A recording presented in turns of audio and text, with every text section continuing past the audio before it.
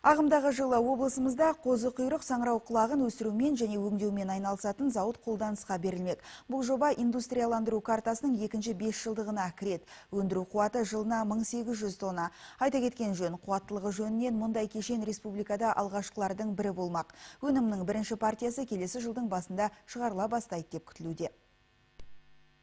Саңыраулақ өсіретін зауыт шаһардың өнеркәсіптік зонасында бой көтермек. Қазіргі уақытта оған бөлінген 4 гектар аумақ жер кептіріліп, құрылысқа дайындалуда. Проект выращивания грибов шампиньонов. Біз солтүстік Қазақстанды арнайы таңдап алдық, өйткені мұнда қажетті шикізаттың барлығы бар. Бұл шаруашылық қожалықтарының қалдықтары, яғни сабан, тауық тезегі. Сондай-ақ бұл өңір Ресей Федерациясымен шекаралас орналасқан. Мұндай кешен Қазақстанда алғаш тұрғызылуда. Кешеннің аумағы 12 000 шаршы метрді құрайтын болады. Өндіріс бірнеше кезеңмен жүрмек. Ол тыңайтқыш өндіру, оларды пастерлеу және ең негізгісі саңырауқұлақ өсіру. Цехтарда арнайы камералар орнатылмақ. Олар саңырауқұлақтың тиісті деңгейде өсуіне қажетті температура мен ауаның ылғалдылығын бір қалыпты ұстап тұруға мүмкіндік береді. Зауыттың құрылысын ағымдағы жылдың қараша айында аяқтап, оны 2016 жылдың ақпан айында қолданысқа беру жоспарланған. На следующей неделе мы уже начнем сами выходить на нулевой цикл.